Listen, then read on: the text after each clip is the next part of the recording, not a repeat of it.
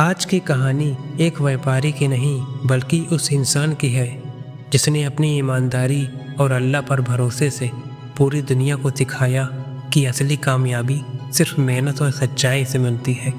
तो सुनिए एक व्यापारी की कहानी। बहुत साल पहले एक छोटे से कस्बे में यूसुफ नाम का एक व्यापारी रहता था। वो गरीब घर से था, लेकिन उसके दिल में अल्लाह का डर और ईमानदारी बहुत गहरी थी। यूसुफ रोज़ाना सुबह बाजार में अपनी दुकान खोलता और ईमानदारी से काम करता। लोग कहते थे कि ये लड़का कभी झूठ नहीं बोलता और ना ही तौल में कोई सामान कम तौलता। एक दिन उसके पास एक अमीर सौदागर आया और बोला कि यूसुफ, तुम्हारी ईमानदारी की बहुत तारीफ सुनी है, लेकिन ये दुनिया झूठ और चालाकी से चलती है। अगर तुम भी थोड़ा हेर फेर करोगे तो शायद जल्दी अमीर बन जाओगे।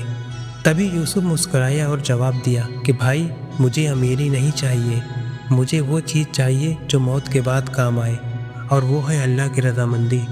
झूठ बोलकर पैसे तो कमा लेंगे मगर कभी खुश नहीं रह पाएंगे।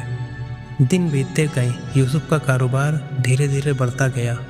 लोग दूर दूर से सिर्फ खुशी से सामान लेने आते, क्योंकि यूसुफ की ईमानदारी पे सबको भरोसा था कि वो धोखेबाज इंसान नहीं है। एक रात यूसुफ जब दुकान बंद कर रहा था तो उसे ज़मीन पर एक थैली मिली। थैली में सोने के सिक्के थे और वो अपने घर ले गया।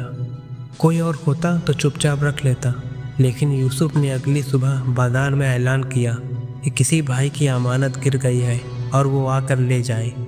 ये बात सुनकर लोग हैरान रह गए। सब सोच रहे थे कि आजकल कौन इतना ईमानदार होता है। और थोड़ी देर बाद एक आदमी आया, और ये आदमी वही थैली लेने वाला अमीर सौदागर ही था जिसने उसे पहले धोखा देने की सलाह दी थी।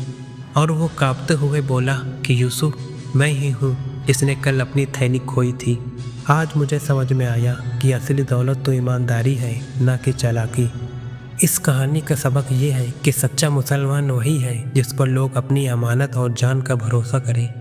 इस्लाम हमें सिखाता है कि रिस्क सिर्फ अल्लाह देता है, झूठ या धोखे से नहीं मिलता, और ईमानदारी से कमाया हुआ छोटा सा रिस्क भी बरकत लाता है, जबकि हराम तरीके से कमाई हुई दौलत सिवाय बर्बादी के कुछ नहीं लाती।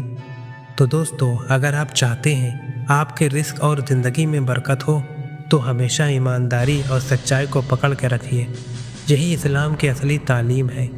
अगर कहानी अच्छी लगी हो तो वीडियो को लाइक करें, शेयर करें और चैनल रियल वॉइस को सब्सक्राइब करना मत भूलिए, ताकि और लोग भी इस अमानतदारी का सबक सीखें।